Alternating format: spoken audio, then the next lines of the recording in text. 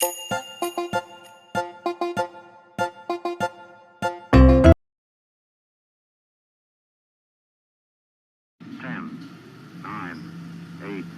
8, 7, 6, 5, 4, 3, 2.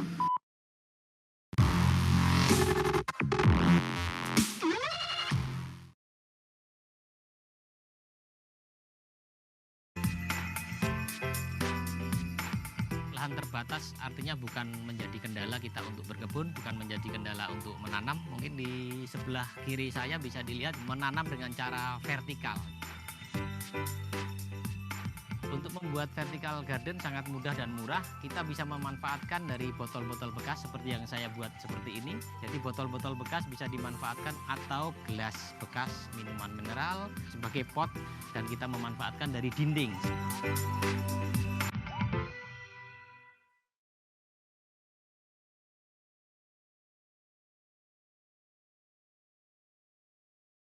Jadi proses penanaman daripada sayur-sayuran yang ada di samping saya ini, kita mulanya adalah menyiapkan untuk tray, kemudian kita siapkan media tanamnya, kemudian campur dengan kokopit dan sekam bakar, kemudian kita taburkan benih di dalam tray tersebut. Setelah benih-benih itu tumbuh, ada daun sejatinya minimal 2-4 daun sejati, kita pindahkan ke dalam pot yang sudah kita siapkan tadi.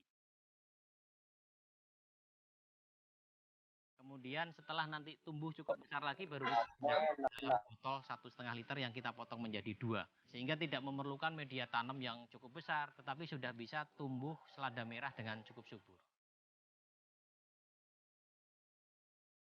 Selain di dinding secara vertikal, kita bisa menanam vertikal di pot vertikal seperti ini. Setelah seladanya cukup besar, bisa kita pindahkan di pot vertikal seperti ini. Jadi pot setelah selesai kita masukkan selada merah semua, kita bisa gantungkan di tempat seperti ini sehingga bisa menambah keindahan dari teras kita.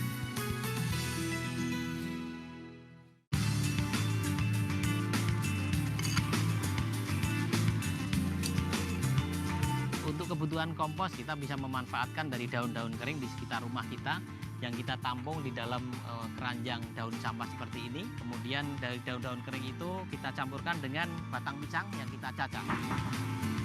Dalam prosesnya sekitar 1 bulan sudah bisa jadi, asalkan dicacah lebih halus lagi. Dan setiap minggu kita harus mengaduk sampah tersebut sehingga proses komposnya bisa lebih cepat.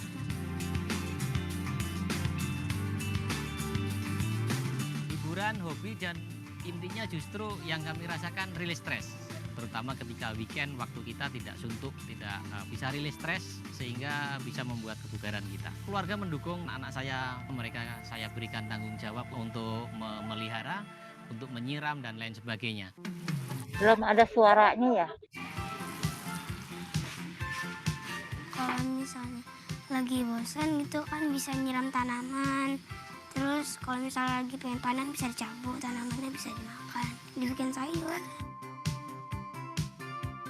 Bagi Anda yang hobi berkebun, buang semua alasan tidak punya lahan. Kita bisa memulai dengan cara alternatif vertical garden yang seperti saya lakukan, sehingga dengan cara yang mudah, sederhana, dan sangat murah kita bisa mulai menanam.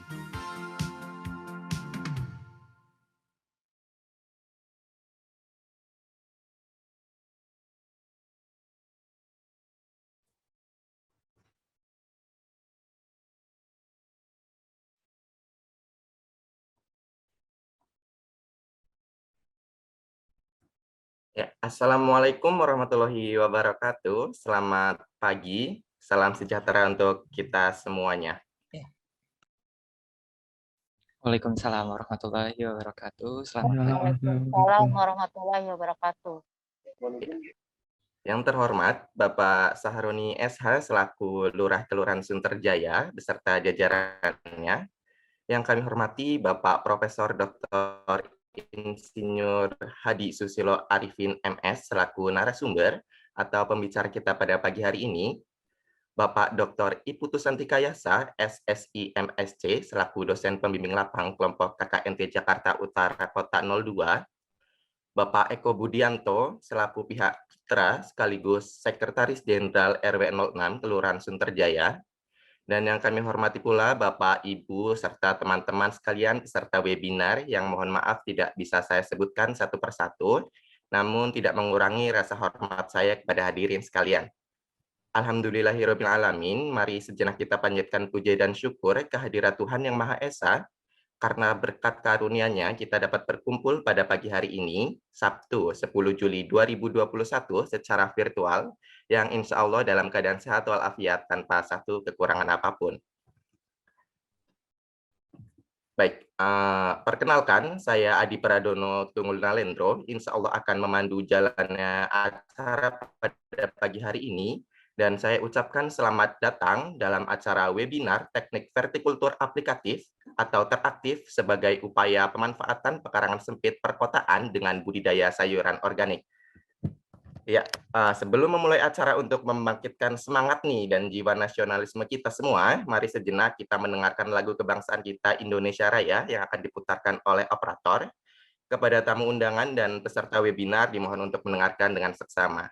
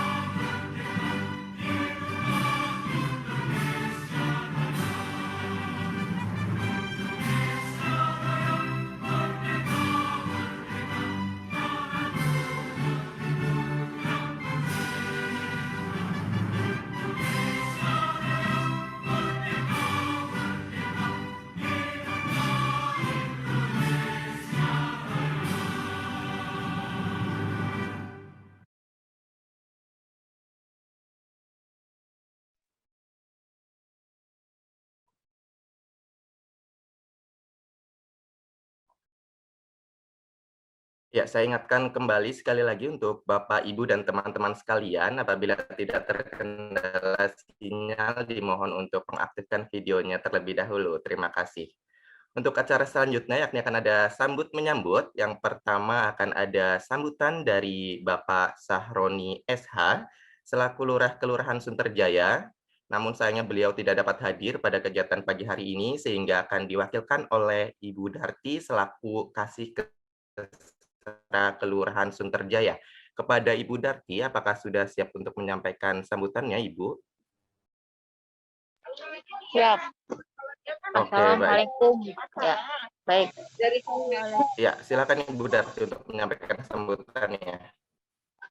Baik. Assalamualaikum warahmatullahi wabarakatuh. Mohon izin dan mohon maaf kepada rekan-rekan KKN IPB. Maksud dan tujuan kami di sini, mohon maaf, Pak Lurah dan Pak Sekel tidak bisa menghadiri acara teman-teman, dikarenakan kita di sini sedang kegiatan vaksin untuk yang mana yang harus semua warga Kelurahan Sunterjaya divaksin. Nah, untuk itu kami Sabtu Minggu masuk kegiatan vaksin. Dimohon maafkan Pak Lurah dan Pak Sekel tidak hadir.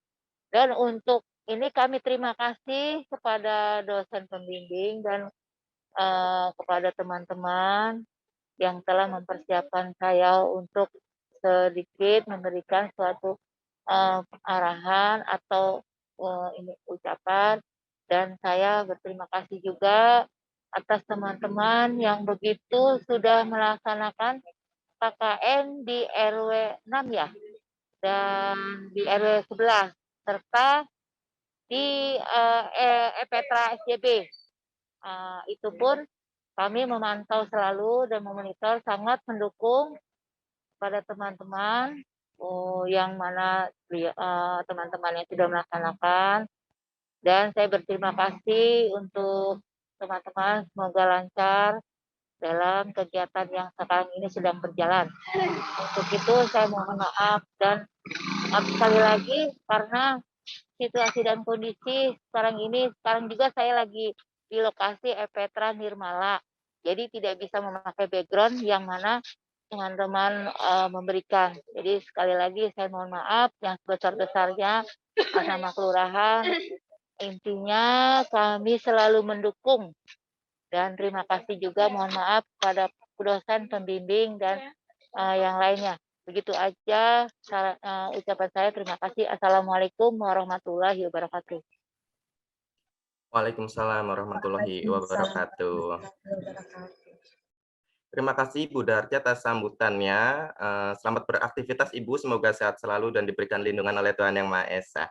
Baik, Amin. ya, baik selanjutnya kita akan ada sambutan kembali dan sedikit pemaparan kali ini dari Bapak Eko Budianto selaku pihak mitra sekaligus Sekretaris Jenderal RW 06 Kelurahan Sunterjaya, Jakarta Utara. Kepada Bapak Eko, apakah sudah siap Bapak untuk menyampaikan sambutan dan sedikit pemaparannya? Ya, baik. Ya, terima kasih Pak Mas Adi ya. Iya, silakan Bapak. Suara saya cukup terdengar jelas ya? Jelas, Pak. Ya, saya mohon izin untuk melepas masker supaya lebih enak ya. Saya menggunakan masker setiap saat, jadi oke, ini saya lepas dulu. Baik, bismillahirrahmanirrahim. Assalamualaikum warahmatullahi wabarakatuh. Waalaikumsalam warahmatullahi wabarakatuh. Selamat pagi, salam sehat dan bahagia selalu. Salam sejahtera untuk kita semuanya. Semoga Allah selalu memberikan kesehatan yang prima bagi kita untuk melakukan segala aktivitas ini dengan baik. Amin. Yang terhormat Bapak Sahroni SH beserta jajarannya, Ibu Darti, Kepala Seksi Kesejahteraan Rakyat Kelurahan Sunterjaya, beserta seluruh jajaran Kelurahan Sunterjaya.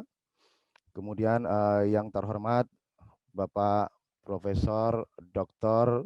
Hadi Susilo Arifin, ya, Profesor Dr. Insinyur Hadi Susilo Arifin, Master of Science.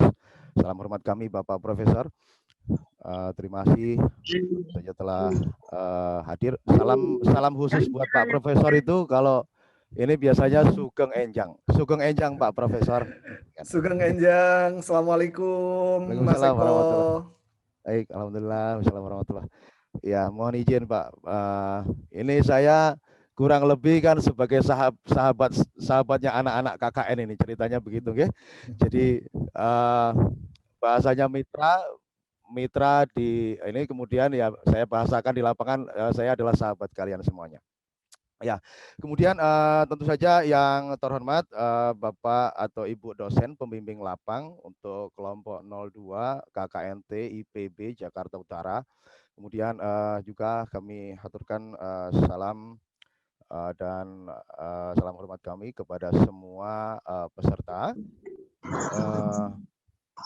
Pesertanya cukup banyak ini, alhamdulillah.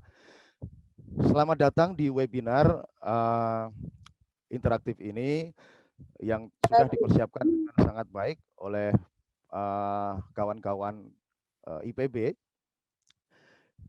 Bapak Ibu sekalian, saya perkenalan dulu, nama saya Eko. Mas Adi jangan sebut saya Sekretaris Jenderal kayak PBB aja ya. Ya, kebetulan memang di lingkungan saya nggak tahu bagaimana kemudian akhirnya para warga memanggil saya Pak Sekjen RW. Nggak Ya apa-apa sudah. Pak Ya. Sekjen. Baik, terima kasih banyak Mas Adi dan kawan-kawan ya. Jadi saya adalah pengurus RW 06 Sunterjaya. Alhamdulillah termasuk salah satu wilayah yang menjadi proyek untuk penerapan KKN atau kuliah kerja nyata tematik IPB University, yang mana dengan rekan-rekan 7 orang dari IPB ini yang nanti akan juga kami perkenalkan demikian.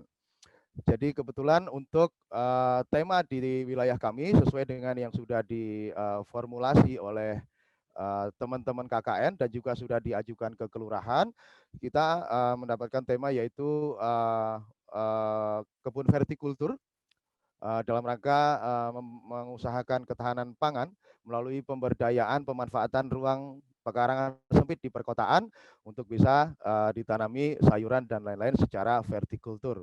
Kemudian nanti juga insya Allah kedepannya juga ada tentang pemberdayaan UMKM. Demikian.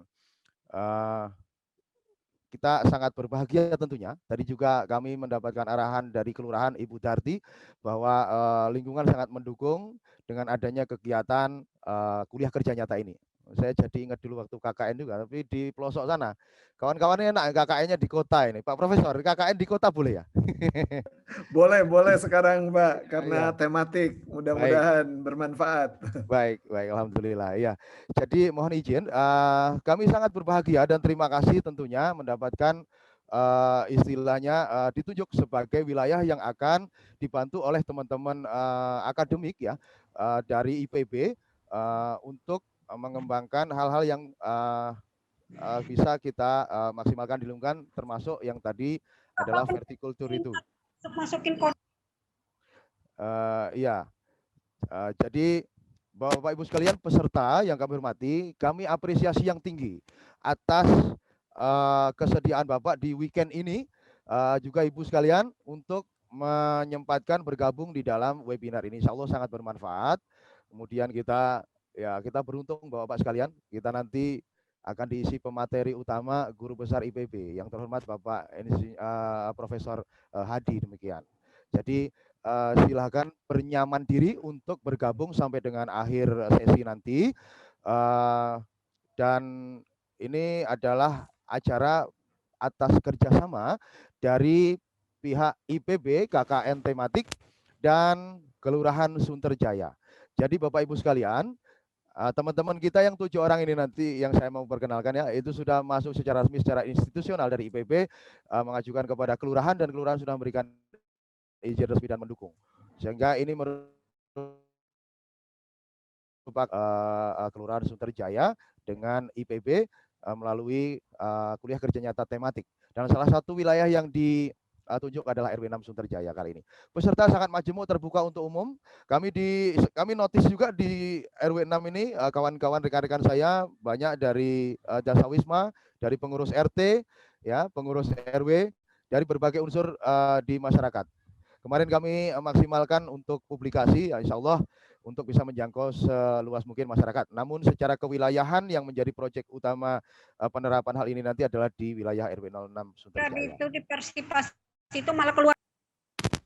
Kemudian Bapak Ibu sekalian mohon izin, putra putri kita yang berprestasi dan insya Allah mohon izin Profesor, ini berarti anak-anak kita sedang melaksanakan salah satu Tridharma perguruan tinggi ya. Kalau zaman dulu kan ada itu ya. Sekarang masih ada nggak Tridharma? Masih ada. Tetap ada. Baik, Mas. tentu saja menjadi konsep dasar sebuah pendidikan begitu ya. Salah satunya terjemahan bebas saya, Tridharma perguruan tinggi salah satunya berkarya di masyarakat, kurang lebih demikian ya Prof. Mohon izin. Nah, makanya anak-anak kita yang 7 orang ini kemudian melaksanakannya dengan program dari kampus untuk berkiprah dan berkontribusi di masyarakat, yaitu yang pertama adalah Adi Pradono Tunggul Nalendro. Ini namanya panjang dan sangat hebat nih maknya. Mohon izin Prof. Nalendro itu ratu ya berarti ya. Ya, jadi Mas Adi, thank you Mas Adi Pradono Tunggul Narendro ini dari Sumur Batu. Jadi sebenarnya anak-anak tetangga kita saja Bapak Ibu gitu ya, tidak jauh-jauh.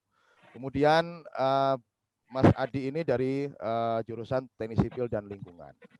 Kemudian yang kedua Mbak Fadilah Liska Oktaviani. Ya. Jadi Mbak Fadilah Liska adalah ya anak saya sendiri nih di RW 6 karena beliau adalah putrinya dari salah satu pengurus RT di wilayah kami di RW 6. Ya. Kebetulan ibunya juga merupakan kader aktif Dasawisma. Terima kasih. Ya, sehat selalu Fadilah ya, keep on moving on this study ya. Kemudian juga Bapak Ibu sekalian kami perkenalkan selanjutnya adalah Mbak Sarifah Lailatul. Ya, Mbak Sarifah ini dari Jalan Sunterjaya ya, Kelurahan Sunterjaya juga, jurusan matematika. Oh ya tadi Mbak Fadilah itu jurusan manajemen ya, jurusan manajemen. Kemudian untuk Mbak Sarifah jurusan matematika. Yang keempat adalah Mas Reza Nur Fadil. Ya, Mas Reza Nur Fadil dari Sunter Agung. Dia adalah dari jurusan arsitektur lanskap. Kemudian berikutnya adalah Mas Fajar Asyura. Ya, Mas Fajar Asyura itu dari Cempaka Baru, jurusan geofisika dan meteorologi. Ya. Jadi mohon izin Prof. Jadi saya ini disuruh memperkenalkan begini, padahal saya bukan dari IPB itu, karena saya sahabat mereka, begitu. Wah, jauh lebih kenal daripada saya nih, Mas Baik, Eko, bukan baik. main. Baik, Prof. Ya.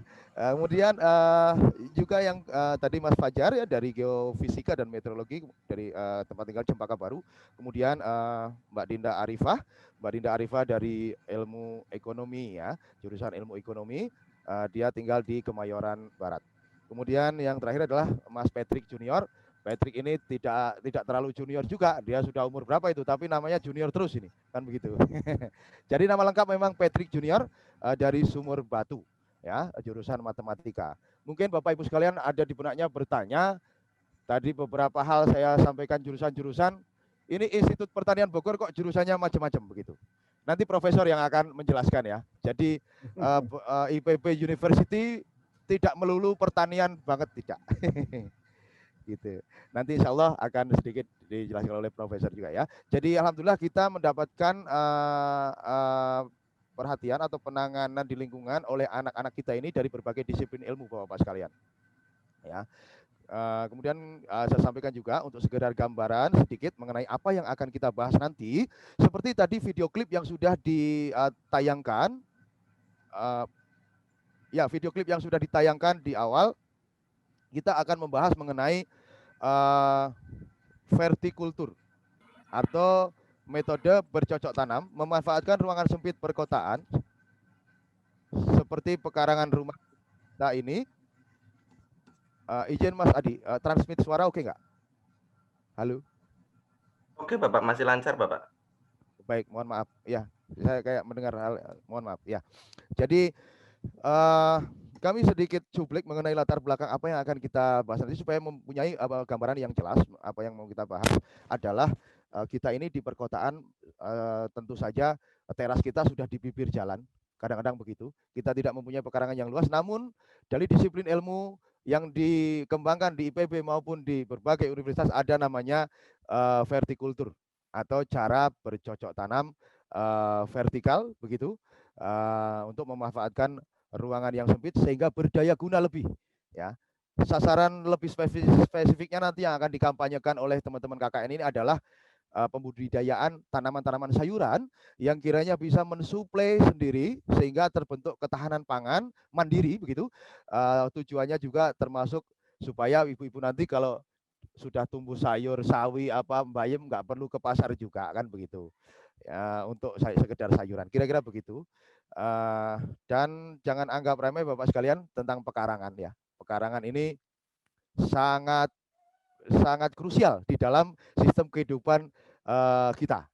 Ya, mohon izin Pak Profesor, saya mengutip konsep Bapak Profesor bahwa pekarangan adalah suatu sistem yang terintegrasi, ya, suatu lahan dengan sistem terintegrasi antara pemiliknya dengan apa yang tumbuh di dalamnya, tanaman, tumbuhan, bahkan kalau ada satwa seperti kolam ikan dan lain-lain. Kalau orang kimia bilang pekarangan ini bersenyawa dengan pemilik rumahnya. Demikian mohon izin Profesor, mohon nanti dikoreksi. Monggo. Ya. Mantap, Jadi, mantap.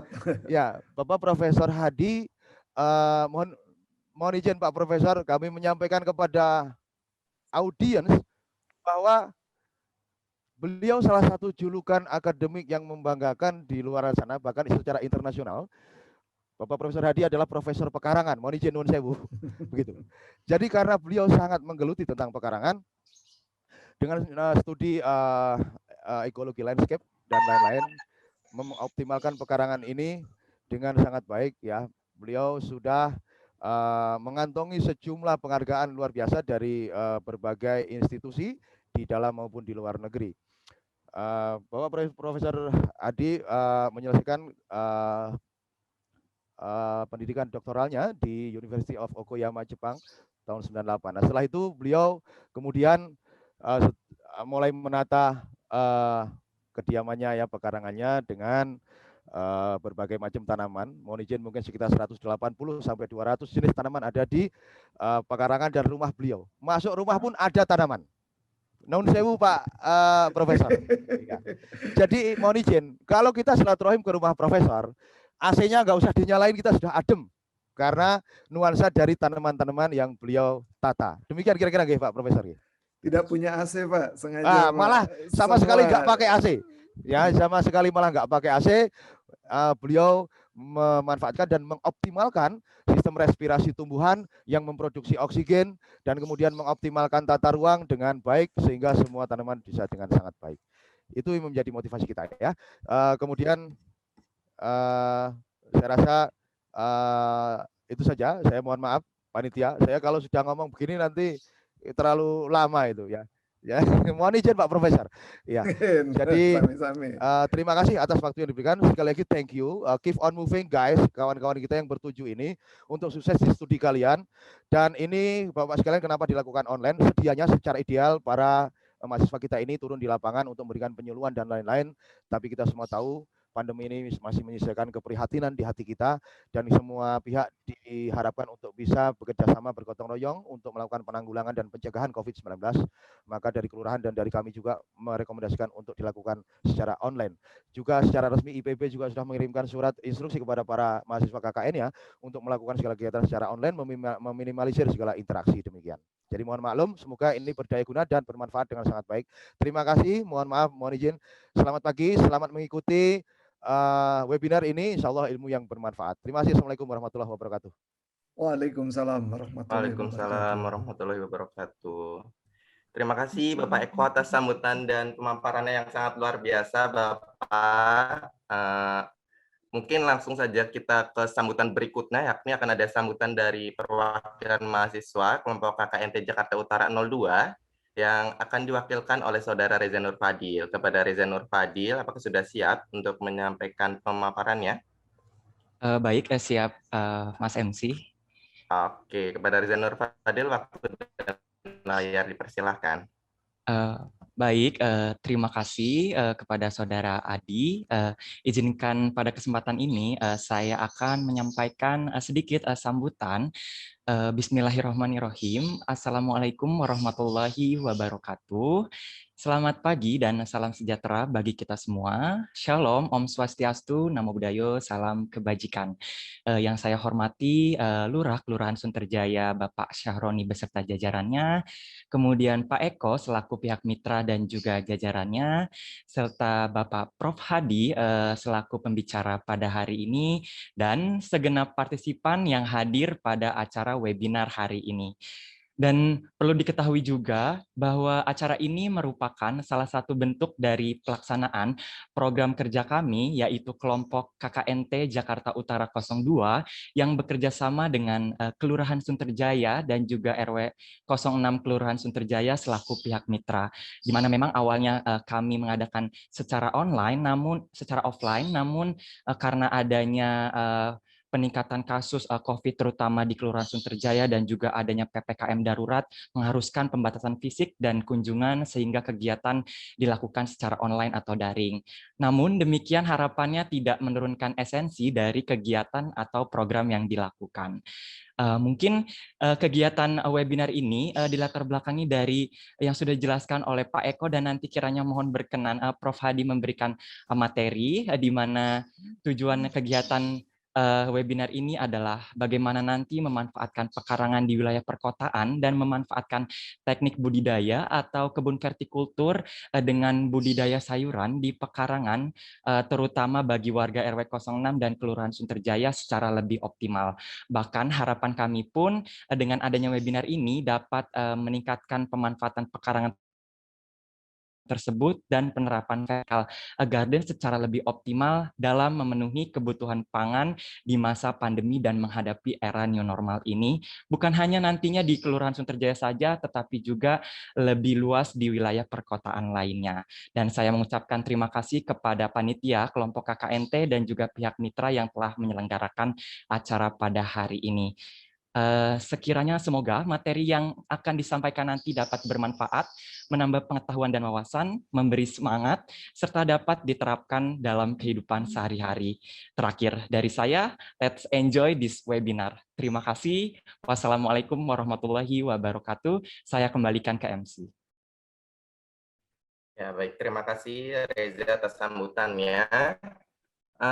Berikutnya kita akan masuk ke acara yang ditunggu-tunggu nih oleh Bapak, Ibu, dan teman-teman sekalian tentunya, yakni akan ada pemaparan materi dari pembicara kita yang sangat luar biasa, yakni dari Profesor Dr. Insinyur Hadi Susilo Arifin MS. Mungkin sebelum itu kepada operator boleh minta tolong untuk ditampilkan terlebih dahulu CV dari beliau.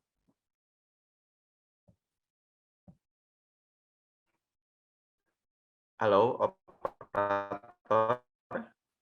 Ya, baik. Untuk CV dari Prof. Hadi ini, beliau ini untuk pendidikan merupakan lulusan dari School of Natural Sciences and Technology Okayama University, Jepang.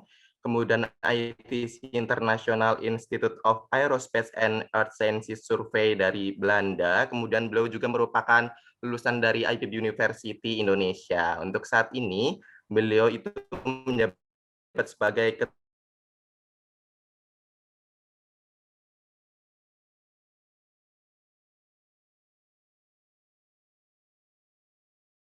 ketua. Nah, untuk penilaian utamanya, MC? Bapak, Ibu, dan teman-teman dapat dilihat dalam, ya, halo?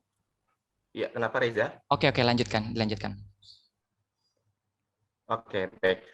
Untuk penelitian dari beliau, dapat teman-teman lihat, terdapat 6 penelitian yang dapat diakses melalui Scopus dan Google Scholar. Baik, mungkin untuk menyingkat waktu, kita langsung saja kepada pemaparan dari Profesor Dr. Insinyur Hadi Susilo Arifin. Kepada Prof. Hadi, apakah sudah siap untuk menyampaikan pemaparan materinya, Bapak? Insya Allah siap, Mas. Oke, baik. Kepada Prof. Hadi, waktu dan layar dipersilahkan. Baik, terima kasih Mas Adi Pradono. Yang saya hormati Pak Lurah, Bapak Sahroni SH, atau yang mewakili tadi Ibu Darti.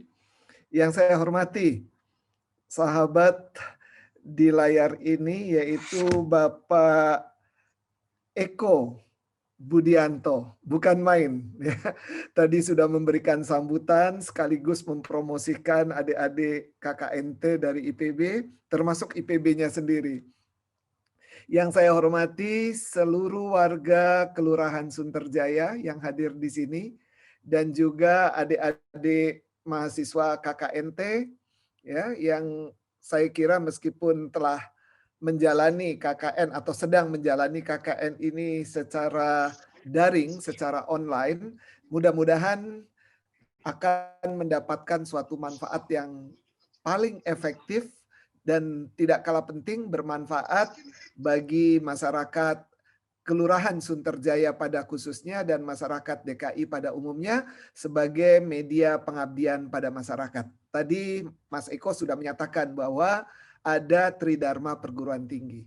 Jadi sejak tahun 60-an sampai sekarang yang dulu diprakarsai dari IPB yaitu oleh Profesor Thoyyib Hadiwijaya dan sudah menjadikan pedoman bagi semua perguruan tinggi di Indonesia melaksanakan Tridharma Perguruan Tinggi, pendidikan, penelitian, dan pengabdian pada masyarakat.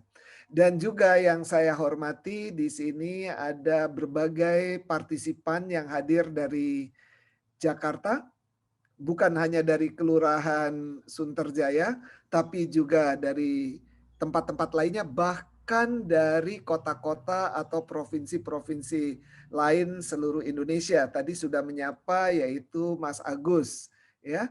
Ini dari salah satu universitas di Mataram, Lombok, Nusa Tenggara Barat, dan kawan-kawan lainnya.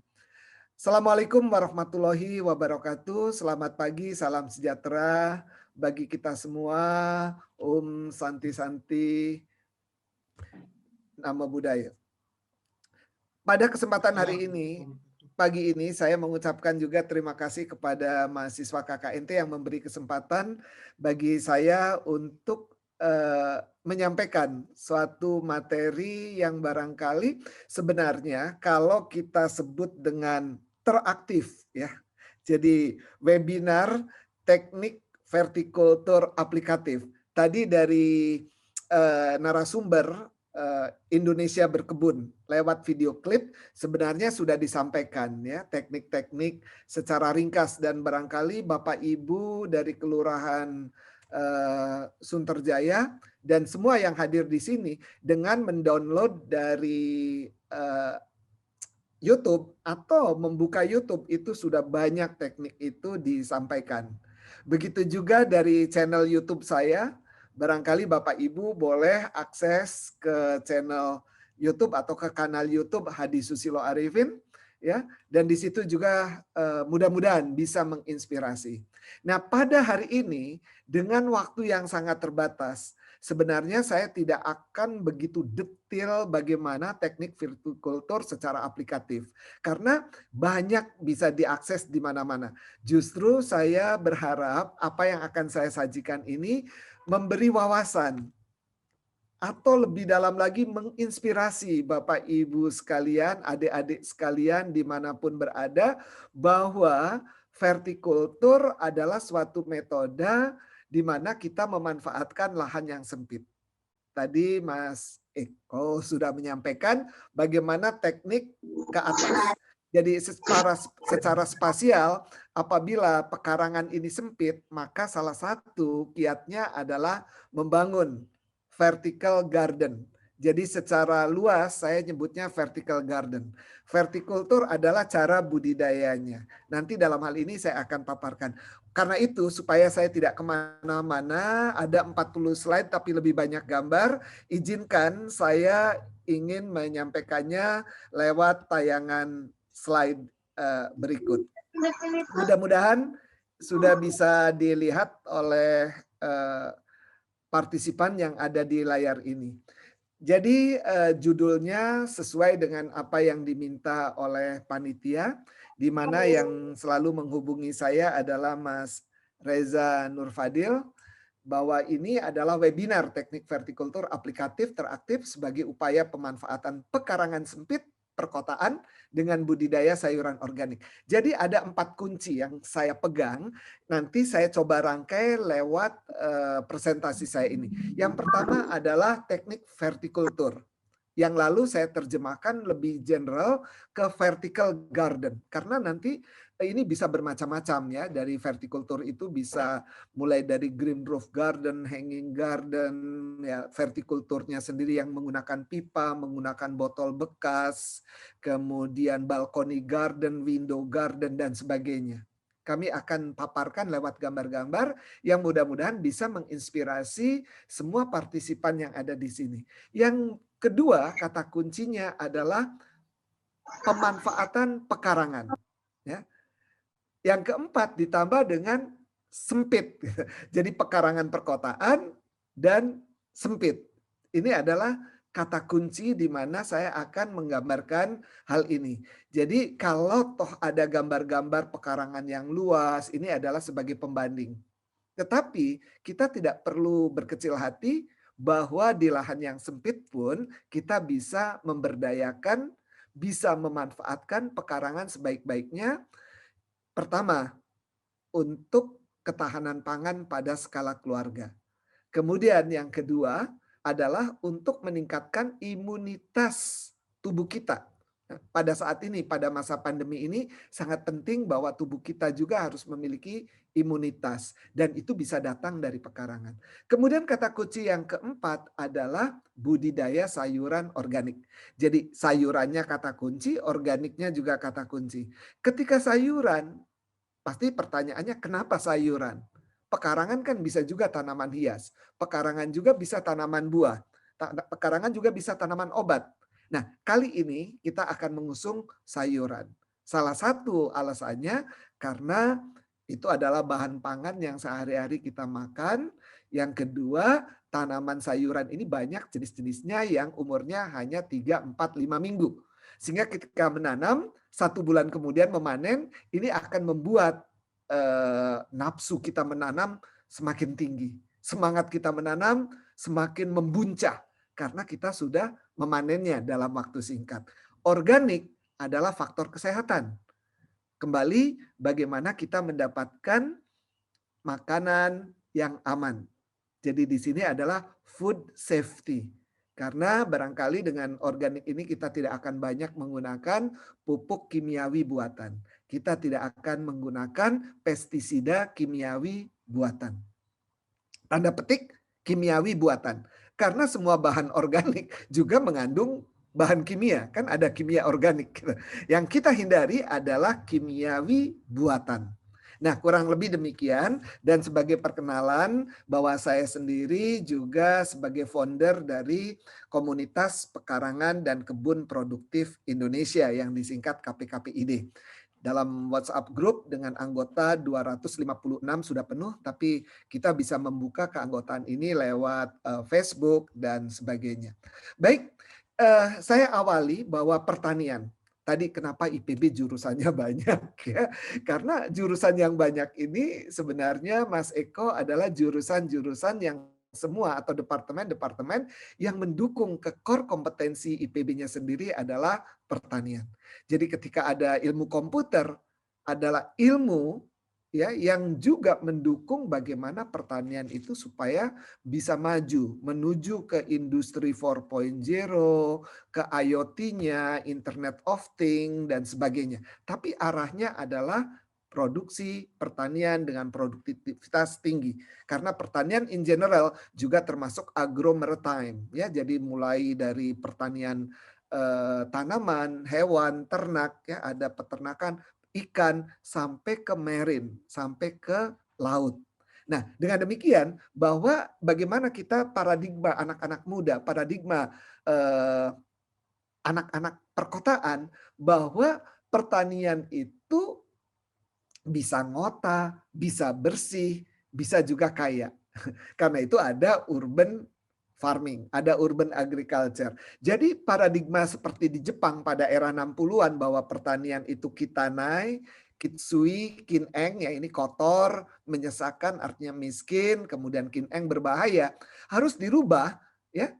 Sama di Indonesia juga dulu ada ya, pertanian kotor, deso, miskin, harus dirubah bahwa pertanian bisa di kota, bahwa pertanian tidak selalu kotor-kotor, bisa bersih, dan pertanian tidak selalu miskin, tapi juga bisa menjadi kaya. Orang yang bergerak di pertanian itu. Karena itu, ini saya kaitkan sebelum ke vertikultur aplikatifnya sendiri, bahwa pada masa pandemi ini, juga kita tidak harus selalu berkeluh kesah. Saya selalu melihat hal itu positif dan negatif. Tapi saya lebih banyak berpikir positif. Kita ambil hikmah dari pandemi COVID-19. Orang lebih banyak di rumah. Ya, terutama dari awal bulan ini sampai tanggal 20 kita ada PPKM, semua work from home. Apabila boring, kita bosan, kenapa kita tidak melangkah? 1 langkah dari beranda, kita sudah sampai di pekarangan. Kita bisa salurkan hobi, kita bisa gardening, bisa bercocok tanam, bisa lihat ikan, memelihara ternak. Bahkan kemarin Bapak Ibu boleh saudara-saudara melihat YouTube dari Landscape Management, saya mulai beternak lebah trigona, lebah yang tanpa menyengat. 3 bulan yang akan datang saya berharap saya bisa memanen, dan kebetulan kami sekeluarga hobi mengkonsumsi lebah. Nah, hal ini adalah hikmah dari pandemi COVID-19 di mana kita lebih banyak bekerja di rumah dan menyalurkan hobi gardening untuk waktu-waktu senggang supaya kita tidak jenuh. Nah, pekarangan itu sendiri, Bapak dan Ibu, saudara-saudara sekalian, semua partisipan bisa mengakses dari website saya di blog di arifin.staff.ipb.ac.id. Di sana ada buku-buku yang bisa di-download oleh Bapak dan Ibu secara free, gratis ya, tentang pekarangan ini. Dan karena itu tadi Mas Eko sudah memaparkan sekilas pekarangan. Kami tegaskan sebenarnya apa sih pekarangan. Dalam bahasa Inggris sudah jelas home garden. Jadi ketika berbicara pekarangan itu pasti lahan yang ada di sekitar rumah. Jadi nggak ada tuh istilah pekarangan kantor, pekarangan sekolah, pekarangan hotel, pekarangan apalagi kampus. Bukan. Pekarangan itu adalah lahan yang ada di sekitar rumah. Lalu bagaimana di sekitar kantor? Di sekitar sekolah? Kita boleh menyebutnya kebun. Kebun sekolah, taman sekolah, ya, kebun kantor, taman kantor, tapi bukan pekarangan. Pekarangan hanya adalah lahan yang ada di sekitar rumah. Dan tadi bisa dibudidayakan dengan berbagai macam tumbuhan, tanaman, hewan, ternak, ikan, bahkan satwa liar. Nah, pada saat saya bicara satwa liar, ini bukan harimau, lalu kobra, singa. Satwa liar khususnya adalah urban biodiversity. Bapak Ibu, suatu saat kalau sudah pandemi lewat, kita dapat nikmat umur panjang, dapat nikmat rezeki, dapat nikmat ilmu pengetahuan, mangga silakan sekali-sekali mampir menikmati pekarangan yang ada di Laladon, Bogor. Satwa liar setiap pagi, burung berkicau, bahkan siang datang lagi, sore datang lagi mencari makan ya. Dan ini karena ada tanaman. Dan tanaman ini nanti bisa dimanfaatkan untuk makan sendiri dan sebagainya. Nah, karena itu ketika kita menuju vertikultur, kita harus tahu dulu bahwa bagaimana kita memberdayakan pekarangan itu produktif. Menghasilkan. Ya, sebenarnya tadi targetnya adalah sayuran ya. Ada di sini, jangan takut ya sayuran. Tapi sebenarnya kan bisa menghasilkan bunga, buah, daun ya, batangnya, akarnya dan sebagainya yang bisa menjadi tanaman obat, bukan harus menjadi jamu, tapi dilalap, diminum daunnya, direbus ya, diseduh dan sebagainya menjadi bumbu, buah sayuran yang akhirnya menyehatkan tubuh kita. Sebenarnya target kita kan ke situ. Vertikultur sayuran dimakan sehat, badan kita imun, badan kita tahan dari gempuran penyakit bukan hanya COVID-19, insya Allah datang dari pekarangan. Lalu bisa fungsi lain ya, menyerap CO2 pada akhirnya dari respirasi menghasilkan O2, bisa menyegarkan lingkungan kita. Rumah saya alhamdulillah tanpa AC, Mas Eko.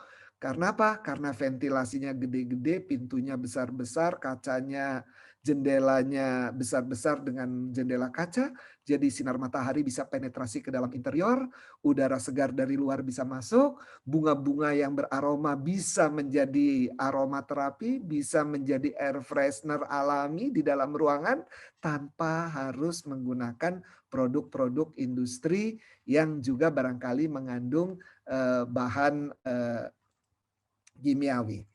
Baik, berikutnya sebentar, ini kenapa nggak bisa diklik ya? Mohon maaf sebentar. Ya, baru muncul. Nah, ini sekedar contoh saja bahwa pekarangan bisa ditata. Ini kebetulan, mohon maaf ya, saya memulai dengan pekarangan yang extraordinary. Ini salah satu rumah pejabat yang saya desain, saya bantu desain, berada antara Jakarta dan Bekasi. Luasnya jangan ditanya berapakah, 4.000 meter persegi. Oke, kita lewat saja karena ini extraordinary. Bagaimana dengan pekarangan sempit? Ketika saya bicara sempit, ini adalah less than 120 meter square. Lebih kecil dari 120 meter persegi. Ya, boleh sampai ke RSS. Oh, itu 120 meter, masih besar Pak. Tapi dalam kualifikasi saya ada sempit, ada sedang, ada besar, dan ada sangat besar. Tadi yang sangat besar di atas 1000. Sempit ini di bawah 120. Tentu ada RSS yang tipe berapa? 21, rumahnya saja ukuran 3x7, lahannya 70 meter persegi, sisa pekarangannya hanya 49. Jangan takut. Jangan ragu, jangan minder. Bisa kita lakukan tadi yang oleh mahasiswa sendiri diminta aplikatif untuk vertikultur. Tetapi RSS itu masih mending, rumah sangat sederhana. Ada RSS, SSSS ya, rumah sangat sederhana, sempit sekali, sana sini, selonjor saja, susah. Nah, hitunglah S-nya ada berapa. Nah sekarang mari saya ajak jalan-jalan ke pekarangan Laladon. Tadi sudah disampaikan, dikenalkan sekilas oleh Mas Eko Budianto. Kita lihat, jadi di sini stratifikasi. Tapi nanti saya akan menuju ke vertikultur. Bahwa pertanian perkotaan sendiri kita berusaha bergerak ya di dalam urban farming, bagaimana hasil-hasil ini bisa dikonsumsi langsung oleh masyarakat kota. Paling enggak kalau di pekarangan kita memiliki praktek-praktek ini, maka kita akan bisa mengkonsumsi sendiri untuk kebutuhan subsisten. Tapi apabila berlebih, tadi sudah disebut ada dasawisma. Sekarang di perkotaan juga ada kelompok wanita tani, KWT ya. Ibu PKK-nya, dasawismanya, posyandunya, karang tarunanya. Sebenarnya ini bisa memanfaatkan secara komunal, bisa memanfaatkan secara agregat. Kalau pekarangan hanya sacuplik kecil-kecil, sendirian barangkali hanya bisa dimakan untuk sendiri. Bahkan tidak cukup. But it's okay, karena ini sebagai additional food, makanan tambahan daripada 100% beli. Coba kalau kita metik saja setiap hari cabai. Orang Indonesia kan hobi sambal, hobi cabai, serba cabai. Silakan Bapak, Ibu, mahasiswa, saudara sekalian hitung sehari beli cabai berapa. Saya ambil yang paling minim, rata-rata 5.000. Sebulan saja berarti 150.000. Nah kalau kita di rumah ada 5 pot, ya lalu beda umur, dan tiap hari kita bisa petik, tanpa harus membeli cabai, tanpa harus mengeluarkan uang sehari 5.000. Lalu uang 150.000 untuk apa? Bagi kita yang punya anak balita barangkali bisa untuk bikin bubur kacang hijau, makanan yang lebih sehat, dan lain sebagainya. Dan terjadi penghematan-penghematan. Ini prinsip dari pekarangan sebagai pertanian perkotaan. Dan gambar di sini adalah produk-produk dari sahabat-sahabat KPKPID yang tadi sudah saya kenalkan. Lalu bagaimana kita bertani di pekarangan perkotaan? Jadi urban farmingnya dulu ya. Kita harus memilih jenis yang produktif. Kalau tadi adik-adik mahasiswa di sini yang saya cintai sayuran deh, boleh. Nah sayuran itu kan bisa macam-macam. Ada sayuran dari buah, ada sayuran dari daun, ada sayuran dari akar, ada sayuran dari batang. Tidak hanya daun loh sayuran. Sayuran juga sebenarnya saya tekankan lagi tidak selalu dipanen yang semusim. Ada sayuran yang umurnya tahunan dalam bentuk pohon. Misalnya apa? Pete, jengkol, melinjo, katuk meskipun tidak besar itu dia tahunan. Tidak harus dibongkar, kita bisa selalu petik. Jadi ini juga suatu teknik ya menanam sayuran di lahan sempit yang tidak harus digonta-ganti. Katuk misalnya, panen aja terus. Singkong, panen aja daunnya terus. Tanpa harus dicabut akarnya, karena kalau dipanen daunnya berarti umbinya tidak akan terbentuk. Nah, hal ini kita menuju ke lanskap produktif. Jadi bagaimana menciptakan kondisi di perkotaan memanfaatkan lahan ini. Nah mari kita mencoba bagaimana ketika pekarangannya sempit. Pada saat sempit kita bisa melakukan urban farming dengan cara vertikultur. Ini di rumah Profesor Haryono Suyono. Beliau adalah anggota KPKPID kami. Beliau adalah 4 kali menjadi menteri, ya, kepala BKKBN pada masanya Pak Harto. Dan rumahnya setiap jengkal dimanfaatkan. Kenapa rumah kita tidak? Ya, ini rumah yang di Kalibata. Ya, jadi bagaimana kita memberdayakan budidaya vertical garden yang adik-adik menyebutnya vertikultur dalam arti sempit ya. Arti luasnya vertical garden. Jadi apapun bisa kita lakukan secara vertikal. Dan bahannya kita memanfaatkan bahan organik. Komoditasnya bisa sayuran, ya sebenarnya bisa herba, bisa tanaman obat. Rekayasanya bisa kita lakukan dengan hidroponik. Sebenarnya bisa juga aeroponik. Aero adalah memanfaatkan media udara. Nah, mari kita lihat vertical garden. Suatu taman yang ditata secara vertikal. Salah satu metode bentuknya adalah vertikultur. Karena itu saya lebih suka menyebutnya vertical garden. Karena vertikultur bagian kecil dari vertical garden. Ambil contoh EcoScreen. Wah, keren banget istilahnya EcoScreen. Padahal ini kan tanaman yang merambat di para-para ya, yang ada ajir-ajir. Ini bisa paria, bisa timun, bisa kacang panjang, bisa buncis, bisa wing bean ini, kecipir, labu.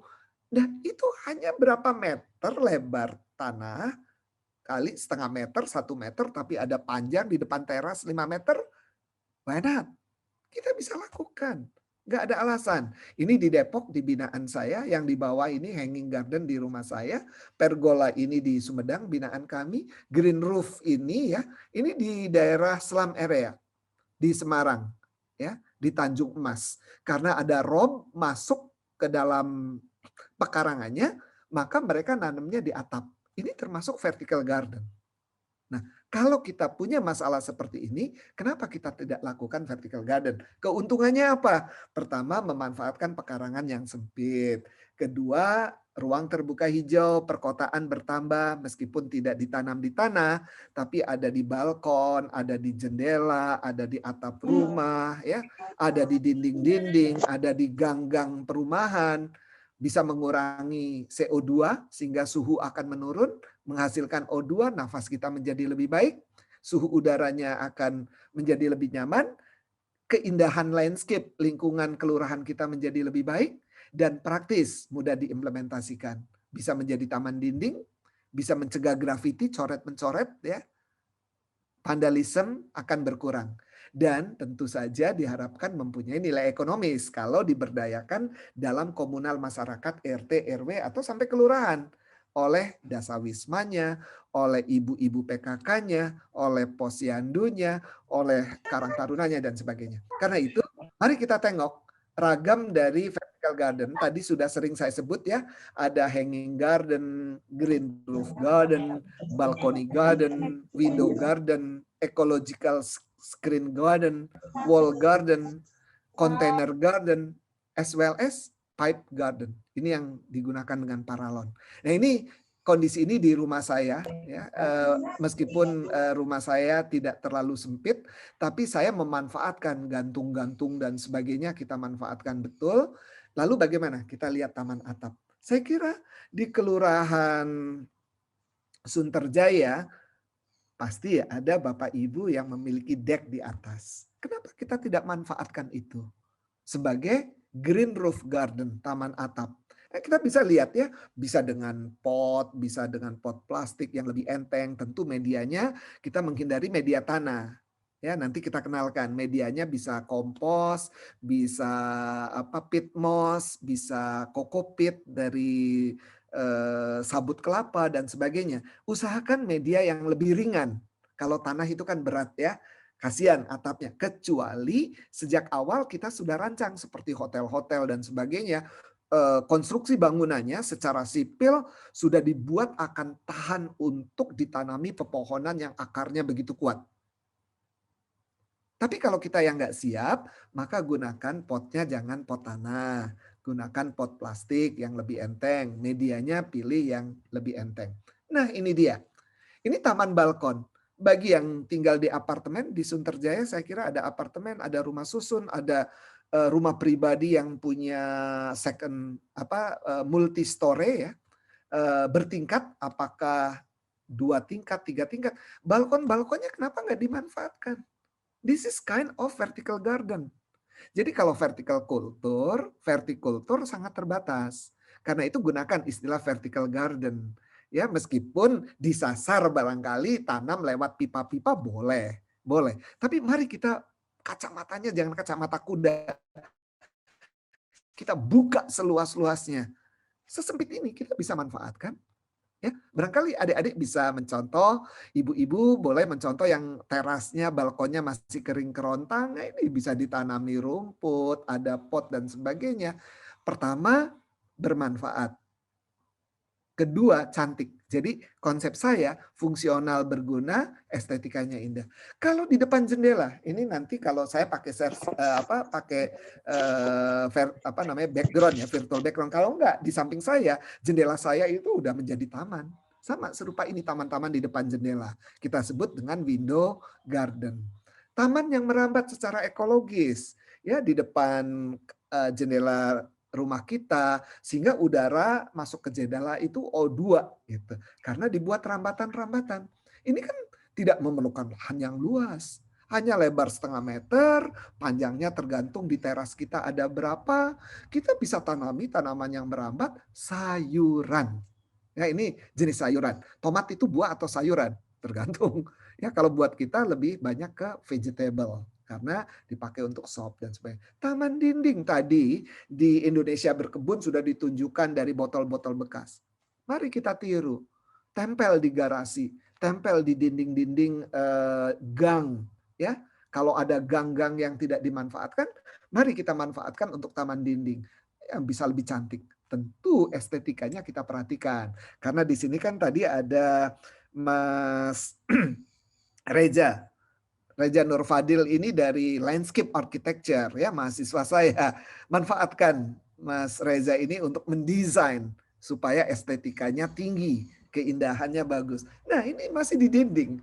Kalau kita tata demikian, please, jadi ketika bicara vertikultur jangan hanya sekedar pipa, ya. Tapi bagaimana dinding-dinding kita bisa hiasi secara cantik tapi berguna. Lalu bagaimana wall planter? Ini yang saya kira banyak dipakai ya. Mohon maaf, saya balik lagi.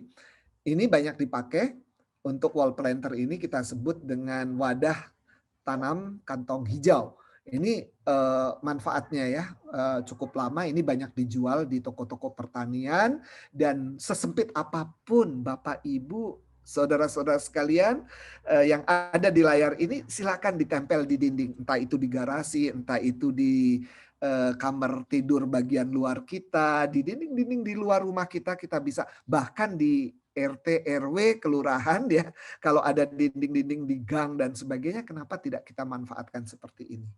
Ini masih dalam wadah. Pertama, kayu-kayu bekas kita manfaatkan ya untuk bisa direka menjadi desain sedemikian rupa. Ini masih juga dalam wadah. Ini menarik sekali ya. Tinggal taruh saja di pekarangan kita. Nah, barangkali yang selama ini dikenal adalah vertikultur dengan paralon-paralon ini. Ini juga bisa macam-macam, bisa horizontal, bisa naik, bisa dalam bentuk spiral, tergantung kita mau mendesainnya seperti apa. Dan isinya sayuran. Tanaman organik, ini salah satu kata kunci. Mohon maaf, ini sudah 29 menit, saya tinggal beberapa menit lagi.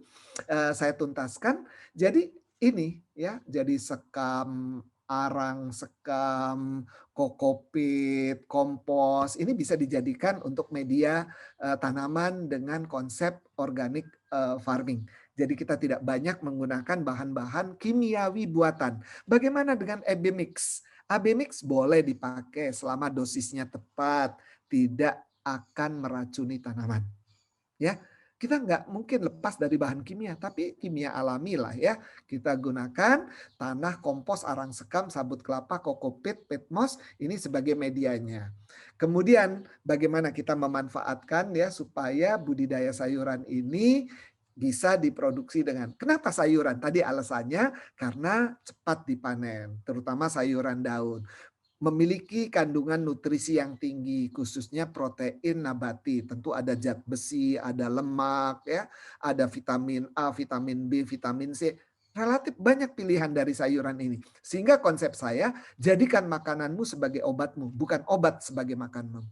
Jadi kalau makan 3 kali sehari cukup dengan sayuran yang banyak di mana kandungan obatnya tinggi. Tidak harus dibikin jamu, tidak harus ditumbuk-tumbuk. Makan saja secara segar. Kalau mau diosing boleh, dikukus boleh.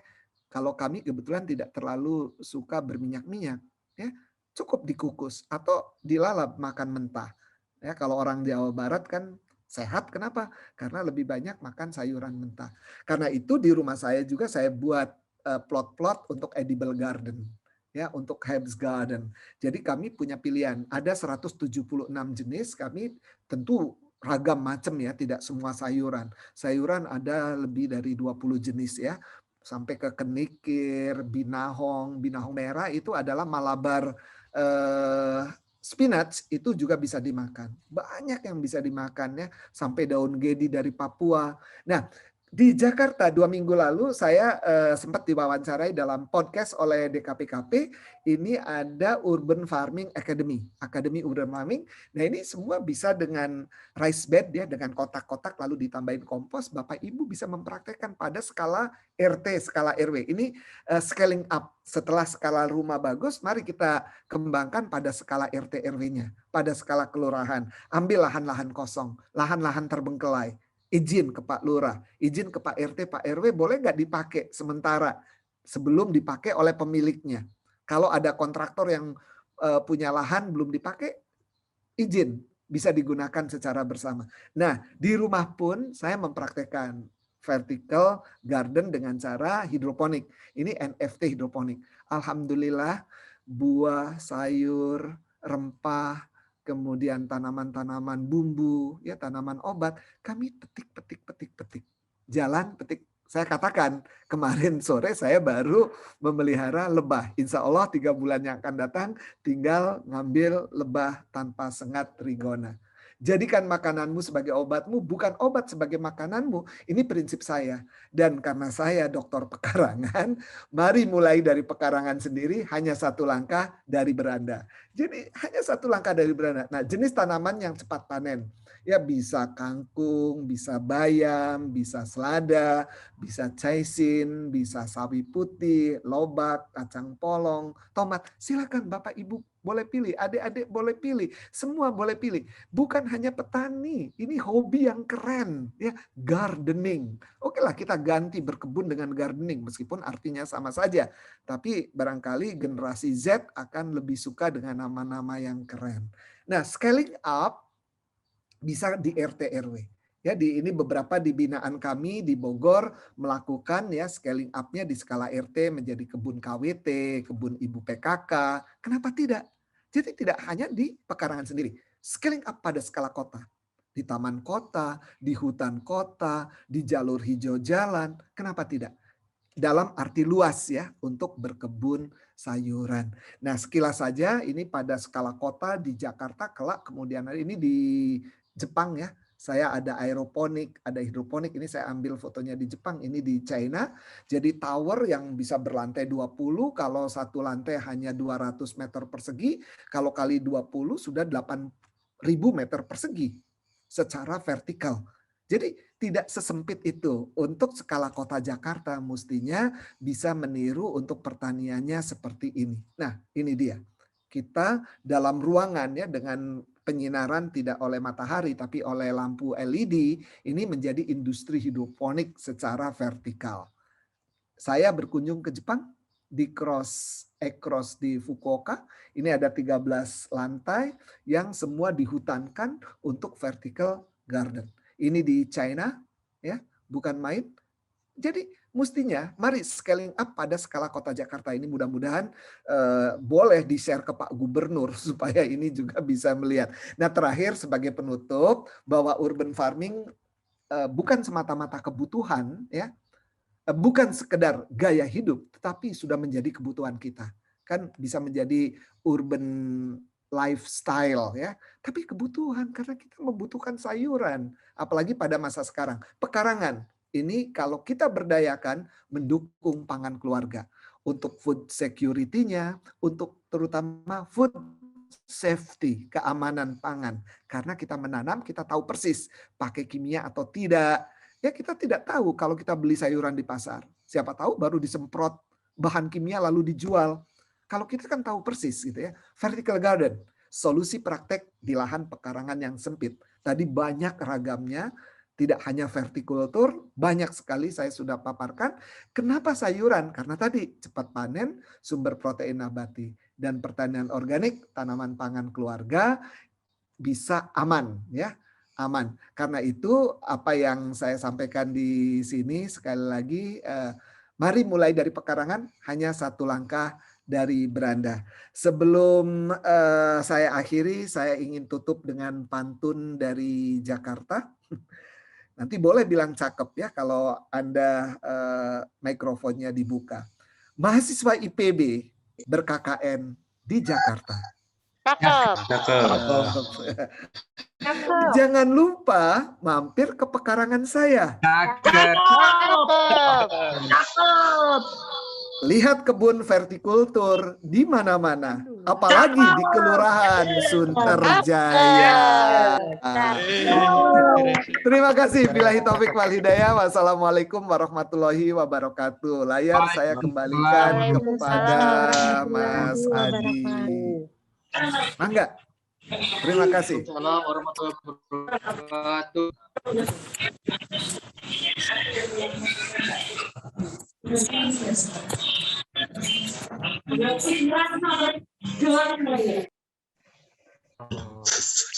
Oke, tes suara saya apakah terdengar dengan jelas? Halo? Ya, terdengar Jelas, Pak.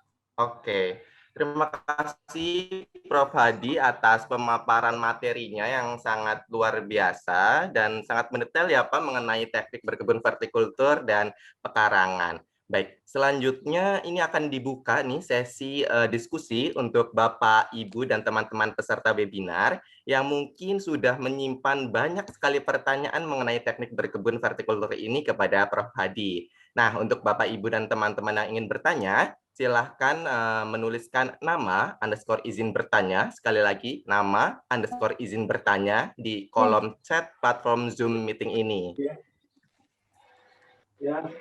Nah, untuk Bapak, Ibu, dan teman-teman semuanya, saya ingin menginfokan juga bahwasannya akan ada hadiah menarik nih untuk 2 orang penanya terbaik pada sesi diskusi ini. Jadi untuk Bapak, Ibu, dan teman-teman sekalian, silahkan untuk pertanyaan-pertanyaan yang kiranya membuat Bapak, Ibu penasaran, silahkan untuk diutarakan dengan cara mengetikkan nama _ izin bertanya pada kolom chat platform Zoom ini. Oke, ini sudah ada yang ingin bertanya dari Saudara Riki. Saudara Riki, silakan untuk mengaktifkan mikrofonnya dan videonya kalau bisa, jika tidak terkendala sinyal. Silakan. Halo, Saudara Riki. Ya, halo. Selamat pagi. Iya, selamat pagi. Baik, terima kasih. Oke, Bapak Riki. Ya, terima kasih. Silakan Bapak Riki untuk pertanyaannya. Ya, terima kasih atas kesempatannya. Perkenalkan, saya Prof. Riki Ruli. Menarik sekali tadi yang Prof paparkan terkait dengan verticulture, ada vertical garden. Memang kalau dilihat tadi paparan diskusinya lebih fokus kepada sayur-sayuran, kemudian ada bunga-bunga hias. Nah, pertanyaannya apakah memungkinkan pada saat kita coba untuk di vertical farming tadi, itu untuk jenis tanaman seperti padi. Yang kita lihat kalau di Malang sudah ada tuh komunitas padi hidroponik yang dimana menanamnya menggunakan media seperti paralon yang di bawah itu ada kolam ikan. Nah, pertanyaannya kalau kita di Jakarta, apakah memungkinkan menanam padi secara vertikal dengan konsep hidroponik? Mungkin itu Prof pertanyaannya. Terima kasih. Baik. Apakah langsung atau bagaimana, Mas MC? Ya, baik Bapak. Silakan untuk 1 kali pertanyaan bisa langsung dijawab oleh Prof. Hadi. Seperti itu baik. Nanti selanjutnya. Baik, supaya efektif ya. Jadi terima kasih Mas Riki Ruli yang sudah memberi referensi di Malang ya. Betul, tentu saja bisa sekali karena sebelum di Malang kebetulan Jepang itu semacam tanah air kedua bagi saya ya. Jadi sebelum pandemi itu hampir tiap tahun sejak lulus 98 sampai kemarin-kemarin kami masih bolak-balik ya. Di awal tahun 2010-an itu di Jepang itu sudah ada hidroponik padi ya. Hidroponik padi tentu itu menuju ke industri 4.0, menuju ke smart agriculture. Kenapa? Karena semua dengan IoT kemudian juga menuju ke precision farming. Jadi selama ini kan orang kalau nanam padi di sawah, wah dihambur-hambur ya, dihambur-hambur pupuknya, dihambur-hambur airnya, karena air seolah-olah bebas mengalir kemana saja. Nah, dengan hidroponik, rice hidroponik, maka air itu sehemat-hematnya. Pupuk sehemat-hematnya itu yang disebut dengan precision farming. Semua serba persis ya. Jumlahnya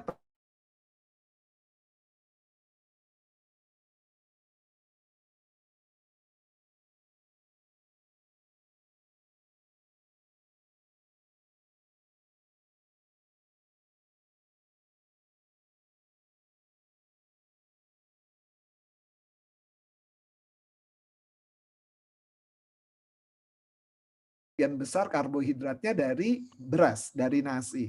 Jadi kita makan harus sepiring ya. Bayangkan kebutuhan masyarakat Indonesia sampai saat ini kalau tidak salah data 113 kg beras, ya 113 kg beras per kapita per tahun. Orang Jepang hanya 67 kg per kapita per tahun ya. Jadi boleh bisa, tapi berapa besar teknologi dibutuhkan, karena biasanya kalau di Malang itu masih mending di luar yang saya lihat ya. Jadi penyerapan CO2 dengan sinar matahari masih dari alam bebas. Kalau di Jepang itu industri padi hidroponik itu di dalam ruangan. Jadi penyinarannya membutuhkan penyinaran buatan LED. Kalau dia lakukan di off season, jadi tidak di musim panas. Di Jepang padi hanya musim panas. Jadi pada waktu musim dingin, mulai dari musim gugur, dingin, semi itu mereka pengen produksi. Maka dari itu diluang, lalu buat NFT. Kalau kita kan mataharinya 12 jam full dari jam 6 pagi sampai jam 6 sore lah, katakan average ya. Mungkin sebelum jam 6 pagi matahari sudah bersinar. Dan juga tempat masih luas, except Jakarta. Apakah Jakarta perlu? Ya tergantung kebijakan. Kalau Pak Gubernur menyatakan perlu, silakan kalkulasi dengan teknologi, lalu biayanya dikaitkan. Ya, kalau vertical culture ke atas memungkinkan, bagaimana? Pasti mungkin. Kurang lebih demikian, Mas Riki ya, untuk padi ya. Tapi hitung-hitungannya nanti ekonominya yang harus dihitung. Terima kasih. Ya, baik. Terima kasih Prof. Hadi atas jawabannya, berserta Prof. Riki juga atas pertanyaannya. Selanjutnya kita ke penanya berikutnya, ada dari Bapak Eko Yulianto di Semarang. Silakan Bapak Eko untuk mengaktifkan mikrofon dan video jika tidak terkendala sinyal. Halo, Bapak Eko Yulianto di Semarang, apakah masih tersambung? Iya. Mungkin ini saya off kamera ya. Oke, baik. Tidak apa-apa, Bapak. Silakan untuk pertanyaannya diutarakan kepada Prof. Hadi. Oke, Prof. Hadi, terima kasih banyak atas waktunya dan saya ini tertarik sekali dengan pekarangan ya. Namun kebetulan saya tinggal di Semarang, Prof. Jadi apa ya? Suasananya itu agak panas gitu, Prof. Nah, mungkin ada rekomendasi untuk vertical kultur ini tanaman seperti apa saja yang bisa atau yang cocok, dan kemudian mungkin ada tips-tipsnya supaya mengurangi apa ya, panasnya itu sehingga pertumbuhan tanamannya bisa bagus. Mungkin seperti itu. Terima kasih, Prof. Baik. Mas Eko Yulianto di Semarang, saya kira saya bisa menangkap ya, dan kebetulan Nyonya juga berasal dari sana, jadi the feel of the land saya tentang Semarang tidak. Iya, nggak enak lah ya. Saya sudah memahami betul bagaimana panasnya Semarang. Ya kurang lebih sama dengan Jakarta, Cirebon, kampung halaman saya ya, bahkan Surabaya lebih panas mungkin dari Semarang.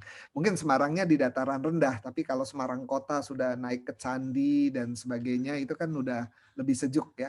Jadi begini, justru vertikultur apalagi orientasinya sayuran daun. Nah, kalau sayuran daun, Mas Eko, justru itu membutuhkan panas, membutuhkan sinar matahari penuh. Ya, jadi kalau kita membuat vertikultur lalu di teras yang kena naungan atau bahkan di dalam ruangan tanpa sinar bantuan lampu itu malah nggak bisa bagus. Ya, atau kasih nama ayah lah. Luar, ada yang bocor ya. Bisa saya lanjutkan? Kalau di luar justru tanpa naungan pepohonan, kalau kita mau menggunakan vertikultur itu bagus sekali. Ya, jadi tanpa naungan, jangan di bawah pohon mangga, malah nggak bagus begitu. Jadi terbuka. Kalau kita mau menanamnya sayuran daun, apa? Kangkung, bayam, sawi, seledri, daun bawang, kailan, ya. Kemudian macam-macam jenis apa namanya sawi ya, ada sawi putih, sawi merah, bayam juga ada bayam merah dan sebagainya. Itu semua perlu panas. Panas dalam arti cahaya ya, cahaya. Suhu 32, 33 tidak apa-apa. Yang penting airnya ada gitu. Nah, kalau vertikultur biasanya dengan hidroponik, NFT ya, nutrient film teknik, itu kan ada air yang mengalir terus. Nggak masalah. Ya, apalagi dengan sirkuler gitu.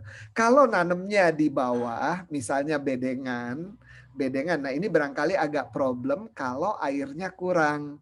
Jadi panasnya Semarang untuk sayuran harusnya diimbangi dengan ketersediaan air.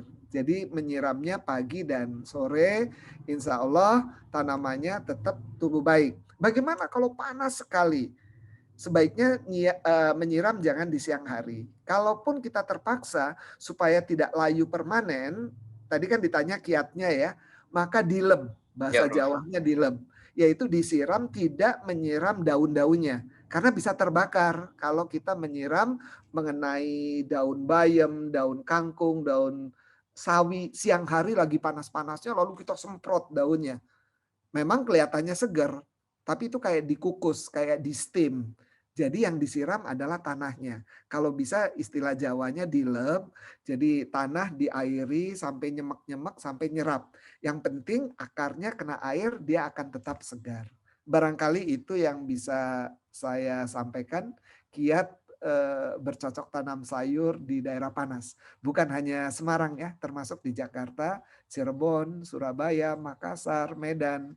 Saya kira panasnya hampir sama. Demikian Mas Eko dan Mas Adi. Saya kembalikan ke Mas Adi. Terima kasih, Prof. Ya, terima kasih Prof. Adi dan juga Bapak Eko Yulianto. Terima kasih atas pertanyaannya. Ini luar biasa sekali ya Bapak Eko dari Semarang. Saya ucapkan terima kasih Pak Eko sudah mengikuti webinar kita pada pagi hari ini. Kemudian kita lanjut ke penanya berikutnya. Yakni, wow, ini ada yang dari Mataram Lombok juga. Ini luar biasa sekali ya webinar pada pagi hari ini kepada Bapak Agus dari Mataram Lombok. Silakan Bapak untuk mengaktifkan mikrofon dan videonya jika tidak terkendala sinyal.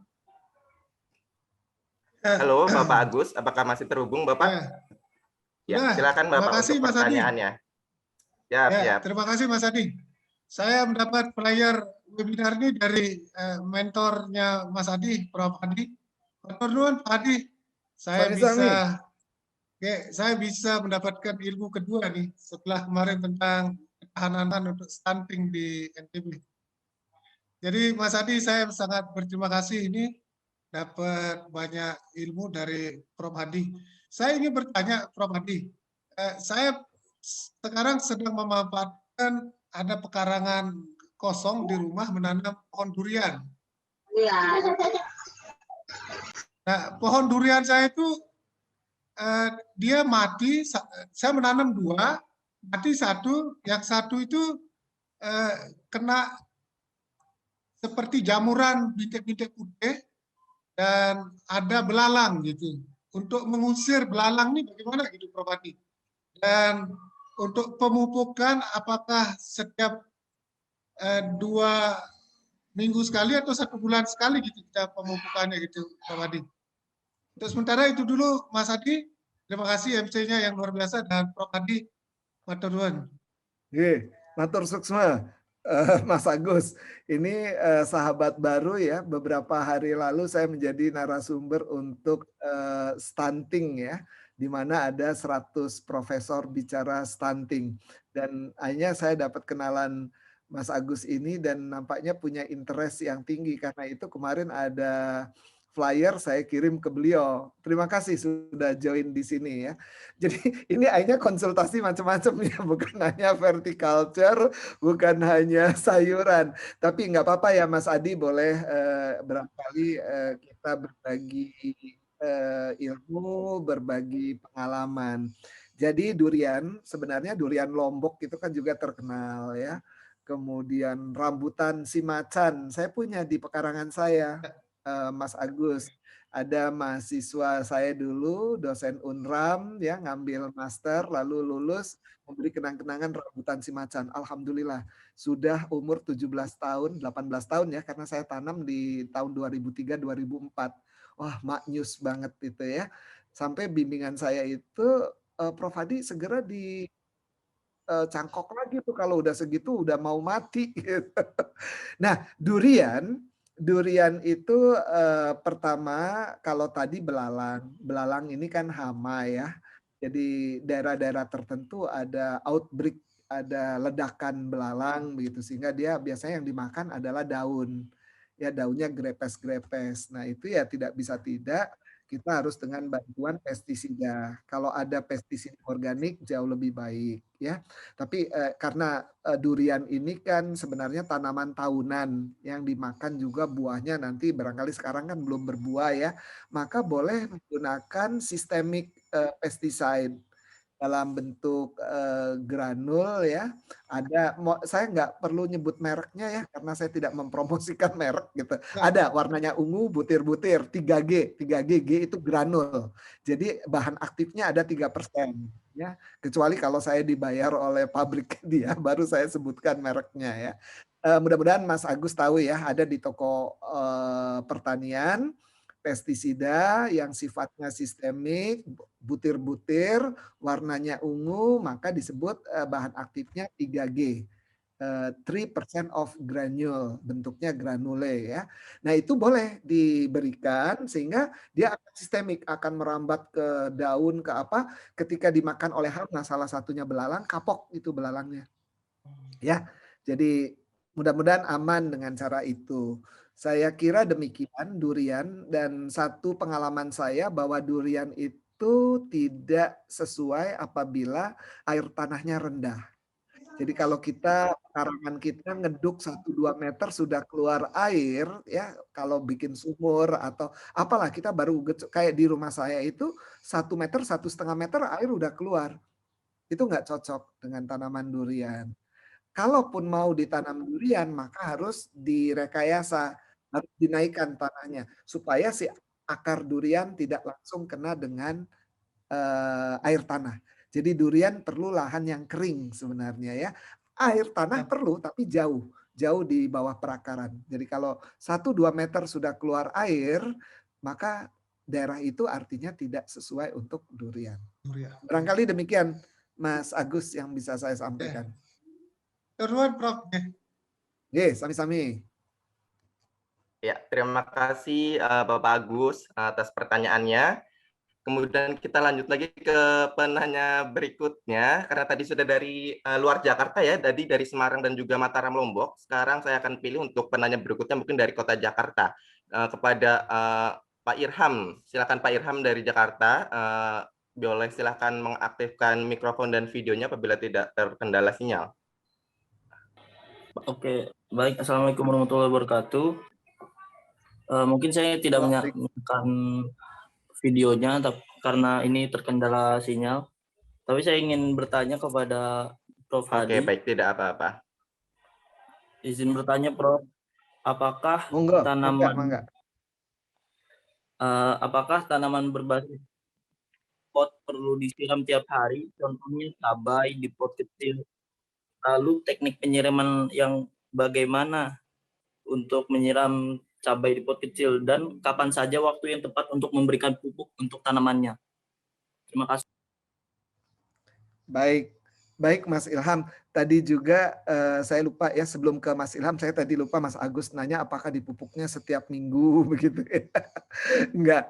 Punten ya Mas Ilham, saya jawab yang tadi kelupaan ke Mas Agus. Jadi kalau untuk tanaman buah yang sifatnya tahunan, pemupukan itu cukup 2 kali setahun. Jadi biasanya sih awal musim hujan gitu ya, kita pupuk. Syukur-syukur kalau pupuk kandang. Jadi kalau toh mau pakai pupuk kimia buatan ya NPK, itu aman ya NPK. Tapi pupuk kandang, kompos atau itu jauh lebih baik. Kalau kompos hanya untuk menggemburkan tanahnya. Nanti di awal musim hujan dan pupuk kedua adalah di akhir musim hujan ya sebelum datang kemarau. Nah, kepada Mas Ilham untuk tanaman-tanaman di pekarangan salah satu contohnya adalah cabai ya. Tadi agak sorry Mas Ilham tadi ketika Mas Ilham bicara suaranya terputus-putus tapi yang saya tangkap bagaimana tanaman cabai itu dipupuk apakah setiap hari, kapan mupuknya gitu ya. Jadi begini, kalau tanaman pot atau tanaman di polybag itu justru mudah dikontrol. Beda dengan di hamparan tanah ya, di kebun, di bedengan, kan nanam bisa macam-macam. Nah kalau lahan kita sempit, maka banyak kita itu nanam di pot atau di polybag, apapun nah kita sebut dengan kontainer garden ya. Jadi ada kontainernya, ada wadah. Nah yang penting sebenarnya air itu kan kebutuhan untuk secara praktisnya akar itu akan menyerap air untuk kesegaran tubuh tanaman itu sendiri. Kita bisa melihat kalau tanaman yang kurang air akan layu. Nah, pada saat layu itu indikator. Pada saat layu itu artinya tanaman kurang air. Nah, layu ada beberapa tahap. Kalau masih layu sedikit ditambah air langsung segar lagi. Tapi kalau kita kelupaan sampai dengan layu permanen, jadi layu permanen itu udah dianya tanamannya sudah sengkle gitu ya, udah nunduk. Kemudian ketika disiram dia tidak akan balik, berarti itu udah dead gitu. Nah, jangan sampai tanaman itu layu permanen. Lalu bagaimana taunya gitu? Ya pertama visual, tapi sebenarnya kita bisa melakukannya dengan penyiraman frekuentif. Apakah harus sehari 2 kali? Tergantung cuaca. Kalau hujan ya, apalagi di luar ya jangan disiram gitu kan. Jadi pertama lihat cuaca kering atau tidak, kita bisa tempelkan ya tangan kita terhadap media. Kering atau anyep, empuk, kalau masih anyep ya berarti masih cukup. Tapi kalau udah kering, saatnya kita menyiram. Nah, pot atau polybag itu kan punya saluran drainase, ada lubang. Jadi ketika nyiram, dia akan membuang kan, sampai ngucur ya udah kita hentikan. Dan dia akan nyerap ya air yang tidak kepakai akan keluar. Jadi gunakan pot yang menggunakan ada lubangnya. Jangan sampai pot porselin ya, pot keramik, tanpa lubang sehingga kalau kelebihan akan menyebabkan akarnya busuk. Jadi cabai sendiri bisa sehari sekali saja pada waktu pagi ya disiram supaya ketika siang panas dia masih mempunyai kelembaban air ya, kelembaban udaranya masih cukup tinggi. Nah, kalau kiranya sore hari kelihatan lemes-lemes ya nggak ada salahnya disiram lagi. Tapi indikasinya berapa banyak nyiram, jangan banyak-banyak, indikasikannya sampai basah dan airnya keluar dari wadah. Saya kira demikian. Jadi jangan langsung satu gayung untuk polybag kecil, tidak ya. Kita sesuaikan. Nanti dengan pengalaman lama-lama kita akan tahu. Untuk kawasan yang luas kita bisa gunakan sprinkler sehingga dia menyiram lalu udah basah kita hentikan. Atau kita dengan gembor. Gembor itu suatu gayung yang lalu ada sprayernya kita kucurkan. Jadi jangan langsung blut gitu ya. Tapi dengan menggunakan spray jauh lebih baik. Saya kira demikian. Mudah-mudahan terjawab ya Mas Ilham. Saya kembalikan ke Mas Adi. Baik, terima kasih Pak Ilham dan Pak Hadi. Selanjutnya kita ke penanya berikutnya. Kali ini dari penanya Jakarta juga dan Jakarta Utara malah. Ini beruntung sekali. Baik, selanjutnya kepada Bapak Denny Lesmana dari Jakarta Utara. Silakan Bapak menyalakan mikrofon dan videonya jika tidak terkendala sinyal. Ya, halo Bapak Denny Lesmana. Hadi, halo. Waalaikumsalam. Ya, izin bertanya Pak. Karena kan di Jakarta Utara ini kan udaranya cukup panas dan banyak bercampur garam ya, apalagi di rumah saya kan sampai besi pun sampai berkarat. Apakah itu mempengaruhi ke tanaman, Pak? Untuk cuaca yang begitu banyak mengandung garamnya itu, Pak. Terima kasih. Baik, baik. Terima kasih Bang Denny Lesmana. Memang problematika kawasan-kawasan tepi pantai ya, coastal area, di mana anginnya itu membawa udara dari laut yang mengandung garam. Tentu saja ada beberapa hal yang berpengaruh ya, sehingga mungkin akumulasi kalau hanya sehari 2 hari nggak masalah, tapi kalau terus begitu ya, itu akan berakumulasi. Tapi kalau kita menyiram, kan sebenarnya di lain pihak ada kena angin bergaram. Di lain pihak panas. Media tetap perlu disiram gitu kan. Nah, pada waktu menyiram itu sebenarnya kandungan-kandungan garamnya juga akan luntur. Apalagi kalau kita menyiramkan dengan spray, tapi tidak pada waktu lagi panas-panas kena sinar matahari. Tadi kan saran saya sebaiknya nyiram pagi atau sore hari, jangan pada waktu terik ya, apalagi kena daunnya misalnya. Nah itu kan daun yang nempel di air yang nempel di daun, ketika kena panas itu sama di steam, sama ketika kita mengukus begitu ya. Jadi ada airnya, kemudian kena panas maka umep ini akan layu, maka akan gosong. Jadi sebaiknya tidak. Tapi kalau sore hari atau pagi hari kita menyiram kena daun nggak apa-apa. Nah pada waktu menyiram kena daun sebenarnya itu kan meluruhkan kandungan-kandungan garam yang menempel di daun. Sehingga tidak ada ya yang fatal kita nanam jenis sayuran. Apalagi kangkung ya. Kalau kangkung itu daerah pantai juga sangat-sangat resisten. Jadi cukup kuat, nggak ada masalah gitu ya. Selama kitanya juga memelihara. Kalau kita biarkan saja tidak dipelihara, saya kira dimanapun akan mati dengan sendirinya gitu. Kiatnya kita perhatikan pemeliharaan, lalu salah satunya ya sambil pencucian itu ya waktu menyiram. Jadi kita tidak harus spesifik memberi perhatian, wah bagaimana menghilangkan kandungan garamnya, enggak. Sambil dengan kebutuhan tanaman itu sendiri. Saya kira itu Bang Denny. Ya, oke, terima kasih Prof ya. Sami-sami. Oke, baik. Terima kasih Pak Denny atas pertanyaannya. Mungkin kita satu kali lagi ya, Prof. Mohon maaf untuk penanyaan karena banyak sekali. Mungkin satu penanya lagi, mungkin kepada saya pilih ya. Kolis mungkin ya, Bapak Kolis. Bapak Kolis silahkan mungkin bisa mengaktifkan mikrofon dan videonya jika tidak terhalang sinyal. Bapak Kolis, apakah masih bergabung di Zoom meeting ini?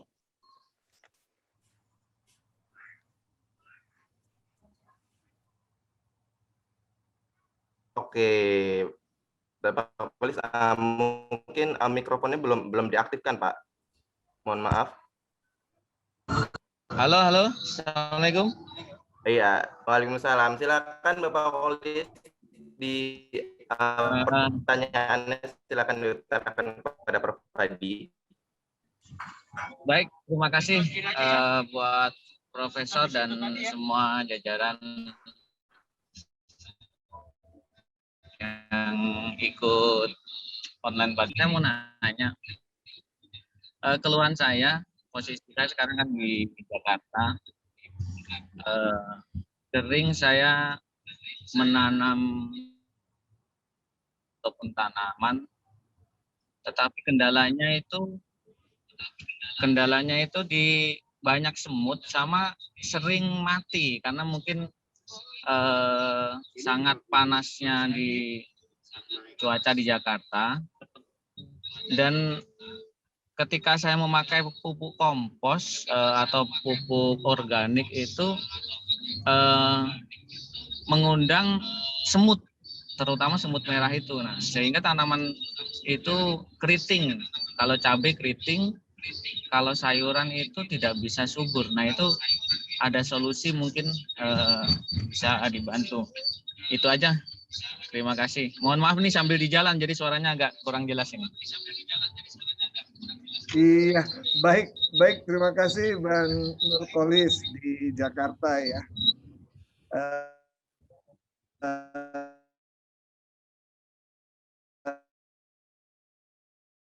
semut, ekosistem yang memang untuk semut itu suitable, cocok gitu, sesuai ya. Jadi semut itu juga dipengaruhi, jadi bukan karena tanamannya, tapi memang di sarang semutnya. Jadi kita kan mencari sumbernya ya. Jadi sebaiknya ya sarangnya yang harus kita tangani gitu ya, bukan dari faktor tanamannya. Tetapi tanaman sebagai media, karena memang sarang semut itu sudah ada, lalu kebetulan misalnya tadi dicontohkannya cabai ya, cabai lalu disemutin. Jadi semut itu kan pada umumnya karena sifat manis ya. Jadi ada zat-zat yang manis yang lalu didatangi semut. Jadi misalnya ada apa namanya honey mildew, ada ya lapisan di daun yang warna hitam gitu ya. Lalu bukan jamur sebenarnya. Honey mildew itu sejenis ya, sama sejenis kapang tapi rasanya manis, hitam-hitam gitu. Ada yang putih dan itu pasti didatangi semut. Jadi semutnya itu memanfaatkan apa namanya materi-materi yang ada di tanaman yang rasanya manis. Kalau keriting, kalau cabai lalu keriting, saya duga sih bukan karena semut. Kalau daun-daun yang keriting itu akibat dari virus. Termasuk cabai yang mudah terserang virus. Jadi ini bukan hanya COVID-19 ya, tanaman juga banyak virus-virus tentunya dicirikan dengan daunnya keriting ya, daunnya keriting. Lalu caranya apa? Mengeradikasi Bapak Ibu ya, sekecil apapun, biasanya daun yang keriting langsung dipontes, dibakar supaya virusnya habis. Kalau pertanaman kita sedikit barangkali nggak terlalu repot ya. Tapi kalau pertanaman yang seperti kebun jeruk, nah kebun jeruk kalau daun-daunnya keriting itu biasanya kena apa namanya CVPD ya, CVPD apa namanya suatu virus yang menyerang jeruk dan terpaksa harus dibongkar, dibakar tanaman-tanaman yang kena virus. Ini sekedar contoh ya. Kalau enggak dia akan merembet ke kebun tetangga, ke yang lain-lain. Nah, kurang lebih demikian. Jadi kalau panasnya menyebut panas, jadi ketersediaan air tercukupi, misalnya susah. Ini berangkai Pak dalam ilmu pertanian. Kemudian saya juga meneliti soal air dari tahun 2010 sampai sekarang ya. Banyak kerjasama dengan Australia. Sekaligus ya saya titip pesan bahwa air itu tidak hanya mengandalkan air tanah. Bogor itu berlimpah air hujan, tapi nggak ada orang Bogor yang memanen air hujan. Jadi layaknya air hujan pun perlu dipanen, ditampung. Apalagi di daerah Bon, Jakarta. Jadi kalau bisa talang-talang itu tidak dibuang langsung ke selokan, ke sungai, tapi ditampung. Di Bogor, rumah saya sendiri, saya punya tampungan yang 1000 liter ya. Kami pakai apa yang biasa ditaruh di atas toren ya, ada tabung, kami tampung air hujan yang lalu saya pakai untuk menyiram dan sebagainya. Jadi mari kita lakukan rainwater harvesting. Bagaimana kita memanen air hujan tadi untuk daerah-daerah panas, khususnya pada waktu kita memerlukan penyiraman.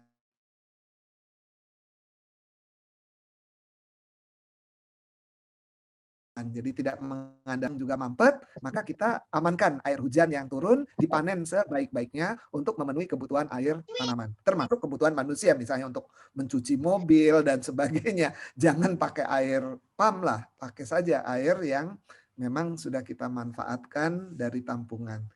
Mohon maaf kalau agak merembet sedikit Mas Adi ya, tapi ini penting saya kira banyak kasusnya panas gitu. Nah kalau panas kan problemnya nanti dengan air siraman gitu ya. Saya kira demikian Mas Adi.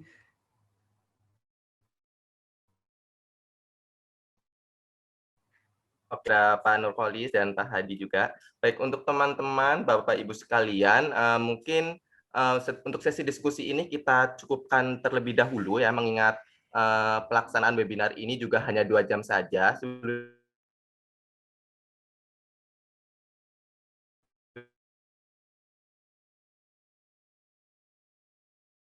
sebelumnya saya ucapkan pertanyaan-pertanyaan yang masih belum terjawab ataupun yang masih kiranya menyimpan pertanyaan-pertanyaan yang belum diungkapkan di Zoom meeting ini, boleh nanti Bapak Ibu dan teman-teman itu menggunakan media WhatsApp group yang sudah dibuat sebelumnya sebagai sarana diskusi kita nanti, yang kemudian nanti tentunya kami akan tetap dampingi meski nanti periode masa KKN kami sudah berakhir seperti itu. Jadi jangan bersedih hati, dan saya ucapkan terima kasih banyak atas antusiasmenya Bapak Ibu dan teman-teman sekalian.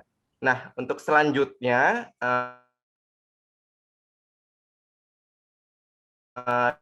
kepada Profesor Hadi yang akan diberikan oleh Bapak Eko selaku pihak mitra dan Saudara Reza Nur Fadil selaku perwakilan dari kelompok KKNT Jakarta Utara 02. Mungkin kepada Bapak Eko dan Saudara Reza Nur Fadil boleh silakan untuk penyerahan simbolisnya kepada Pak Eko. Waktu dan Pak Hadi, mohon maaf, waktu dan layar dipersilahkan. Nggak usah ditutup, buka-buka aja. Halo, cek. Ya, thank you Mas Adi Pradono, Bro Adi.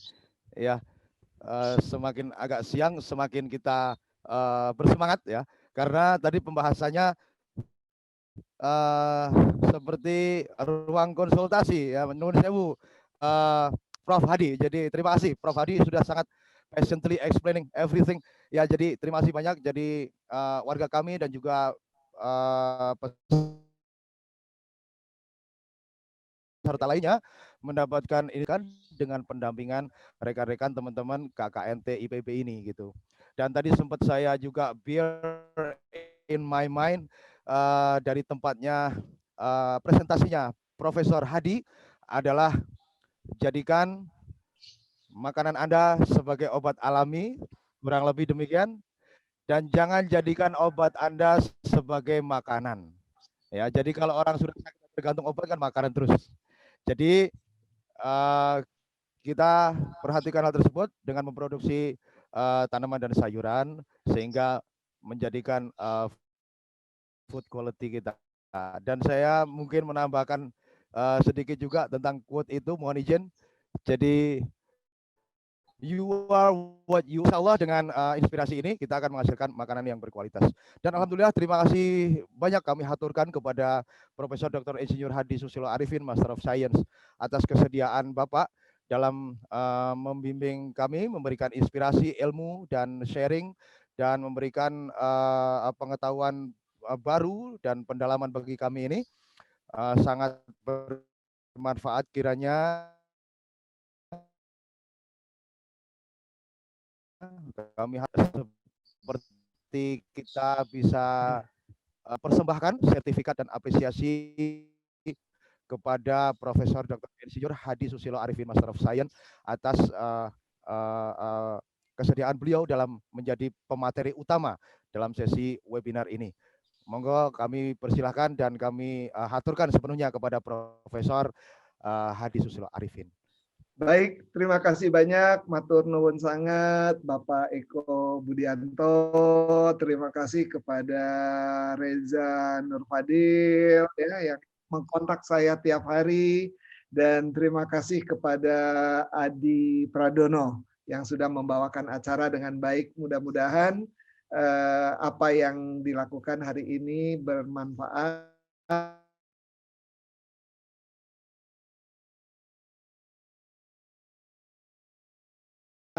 tapi seperti kata Budianto, kalau dalam kata-kata saya ada yang salah,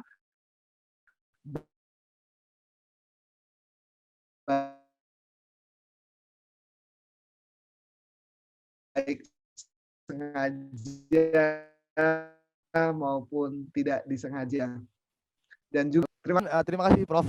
Mohon izin Mas Adi, Mas Reza menambahkan sedikit.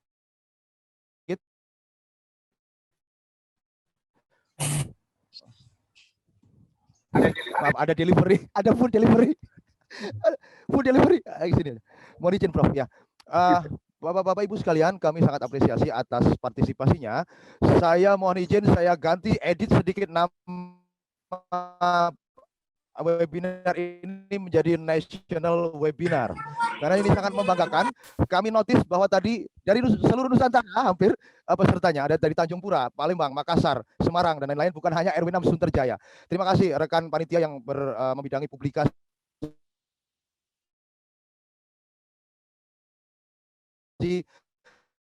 sangat hebat ya. Jadi ini namanya national webinar. Sebagaimana izin Prof, kawan-kawan panitia telah melakukan tentu saja dengan formulasi, aktuasi, implementasi dan evaluasi.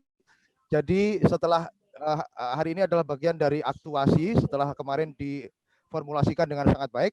Nanti setelah ini ya, yang akan dilakukan pendampingan oleh rekan-rekan KKN demikian. Dan insya Allah di salah satu spot di wilayah kami di RT 3 RW 6 Sunterjaya, insya Allah nanti akan dibuat project sebagai showcase Prof untuk dilakukannya horticulture sayuran. Nanti dilakukan langsung oleh adik-adik kita ini.